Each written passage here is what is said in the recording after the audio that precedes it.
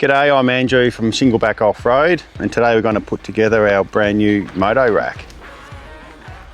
So as you can see, we have all the parts laid out. Just check you've got everything, and the minimum tools you'll need are just a 4mm, 6mm Allen key, a 10 and a 17 spanner, 12-inch shifter, side cutters to cut your cable ties, and if you've got them, you know, a rattle gun with some deep sockets speeds things up a bit too. First up, we're going to fit the tow bar mount, and so we actually supply both our anti-rattle devices. So first assemble the anti-rattle clamp as shown, and you can actually just slide it over the end and let it hang there. Just makes it easy to fit. And now we fit our anti-rattle bolt. So just pull the R-clip out, undo it, and you'll notice it's got really strong magnets, and this guy will slide up inside to the hitch pin hole that suits your car. This car suits the end one, so you just poke this in here until it lines up. Fit the tow bar mount into your hitch, and now grab your anti-rattle bolt with the washer against the head. Line up the hole that you've already got the nut in. You can go really tight with this because it's a high tensile bolt and it does a really good job of locking it in. Now slide your anti-rattle clamp up into position and do each side up evenly until it's tight. It's good to do it with a spanner so you can feel it, but just remember, alternate each side until it's tight. With the anti-rattle bolt, you'll notice there's a hole in the end which is fairly big. It's designed to put a padlock in so you can lock the rack to your car, or just use the supplied R-clip. She's solid as a rock, she's not going anywhere.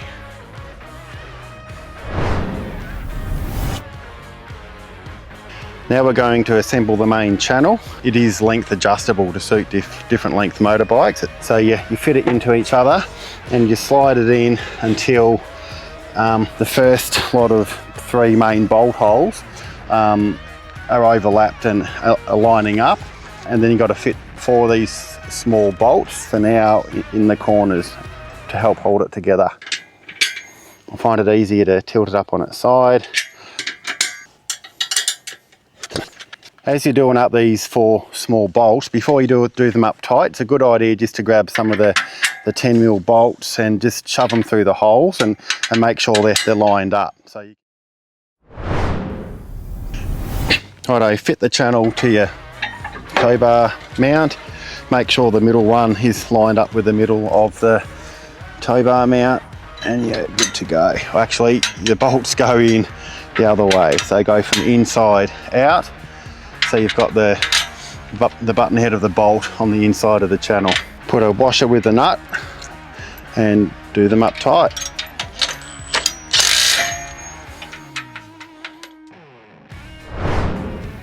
Righto, we'll fit the front wheel cradle. Put the bolts from the inside out.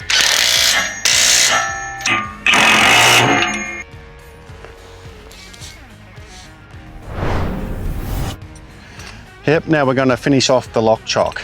If however you want to adjust it for a smaller wheel, in or out, there's options to do that. So if you do want to adjust it, just undo the bolts and notice there's a few washers, including a nylon washer. Make sure you put the washers back where they are. And now let's fit the handle. Yes, you can have your motorbike facing either way. That's why we've got the option to mount this on either side. But I like to have the short one down. Yeah, so just put the nut straight on the bolt, no washer on this one.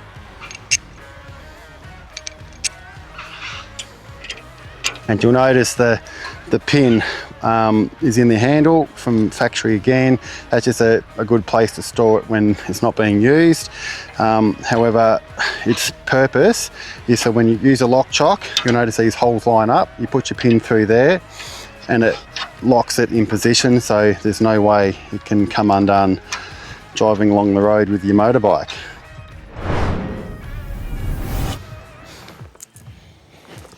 Righto, we'll fit the LED lights. There's just 2 mounting holes which line up with the holes on the channel. So just poke the bolts through, nut and washer on the bottom.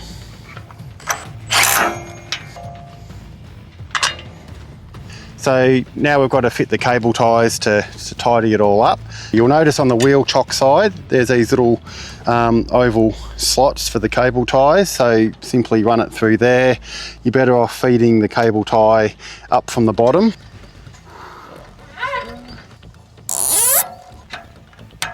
So you'll notice on the light on this side, we don't have the little cable tie slots like we did up the other end.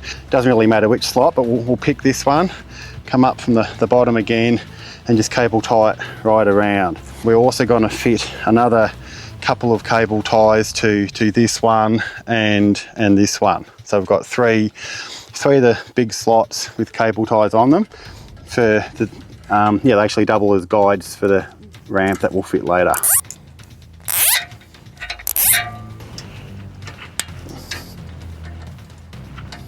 So we've got these little oval slots again for the cable ties, so just go along and finish cable tying the light cable up so it's nice and neat and tidy. So yep, cable tied along the top of the channel on both sides, and once you've done that, also just put a cable, you can go through this hole or around the whole lot. Like these holes are for the optional jerry can mount. And your 7-pin plug obviously goes into your trailer plug. Now we're going to fit the tie down points for your bike. So grab the big M12 bolts, put a washer each side of the tow bar tube and put the eye nut on. Yeah, do it up tight so it ends up facing kind of vertical. You'll notice on the car hitch end there's a few holes. Go to the hole furthest away from the channel that you can get the eye nut into. Yep, fit the rear wheel tray, pretty simple, just plonk it on and one of these little bolts through each corner with a washer and nut underneath.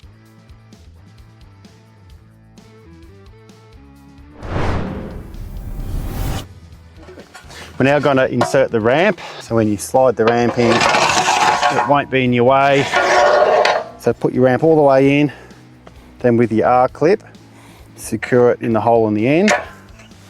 And then you just simply put the bungee on and that locks it in, stops any annoying rattles driving down the road.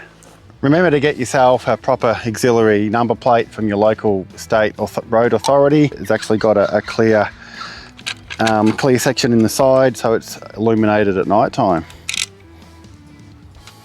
You can idle it up with a clutch, but it's easy enough just to push, wheel it up till it hits the front wheel cradle, and then you can just grab your lock chock and you'll notice there's all the holes under all the slots in the base, and just choose one. If it's not quite tight enough, just go to the next one up and lock it in. Stow your ramp to get it out of the way, slide it in, put your R-clip in, and to stop it rattling, just flick your bungee on, grab the snap hooks and just put it through your foot peg and put it so the big end is down. I like to put a little bit of tension on this one first to prevent it leaning too far towards the car, and then go to the other side and fit the inside one. So when you're tensioning up the inside, just be aware of your handlebar. You don't want to get it too close to your car. You still want a good gap to allow for any movement driving along. We do supply 4 ratchet straps. You know, worst case scenario, if one of your pegs, you know, is damaged and it's got a crack in it you didn't realise, or anything could happen, the peg falls off driving along, bang, your motorbike's not secured. So always grab your other straps, and on bikes like this it's easy to go around the frame until you've got 2 straps on each side. So one on the peg, one through the frame. Fully secured now with the 4 straps, and once you get your strap set up for your particular setup, yeah, feel free to trim the strap to length so you don't end up with heaps of overhang, so you won't have any loose ends to tie up. But if you do cut it, make sure you melt it off again.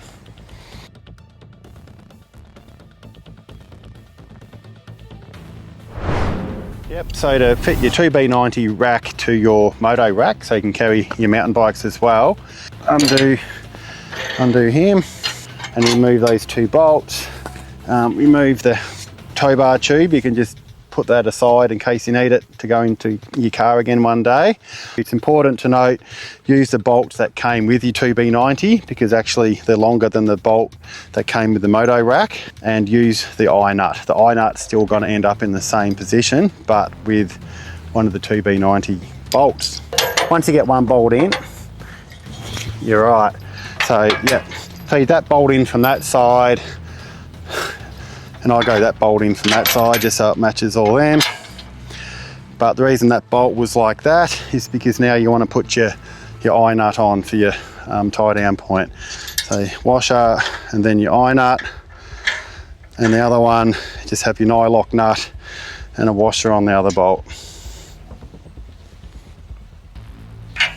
So you've got your 2B90 on your Moto rack, and a couple of tips on how to make it fit.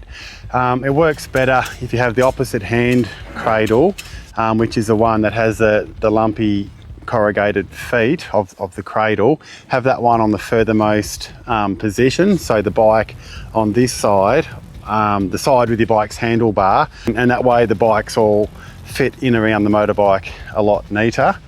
And also just double check when you've fitted your bike up that your pedals are clearing your motorbike.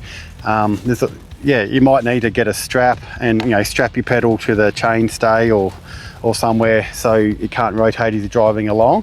Same with this one, just check it's not going to hit your plastics or anywhere. Secure it from turning if needed. You can also adjust your motorbike with the ratchet straps to lean it a little bit more one way or the other. Yep, so to fit the optional jerry can holder, we grab the two mounting brackets and we just bolt them on here. Obviously the big bolts that are supplied with your kit go through the bigger holes. Goes that way, onto here. Put your washer and nut on, do them up tight.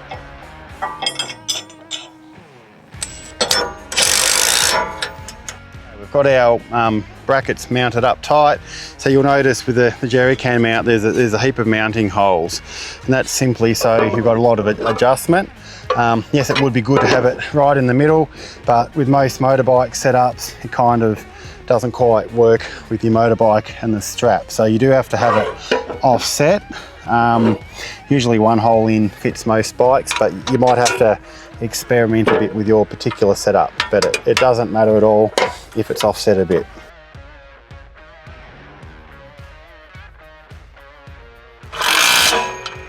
Yep, so your jerry can holder's all mounted up. You'll notice there's several strap options here, there and everywhere, and your jerry can, make sure you put the nozzle facing up on its side. Secure it in and you're good to go. You've got fuel for your bike.